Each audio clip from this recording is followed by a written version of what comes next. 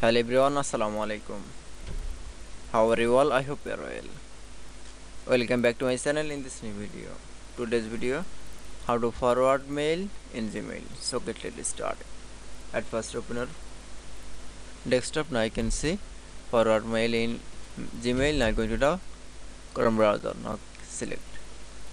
Now I can see, then open the website. Now I'm going to the Gmail option. Now open the Gmail. Now select from forward the message mail. Now select from any source mail.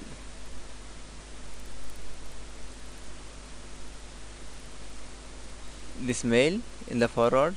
Now select from forward option. Now in any mail Gmail ID. Now search, type the mail. Now select. Now click from send option. That is now we send the mail. Now I forward the mail in Gmail is very easily. I hope to enjoy the video. Please like, comment, share and subscribe my channel.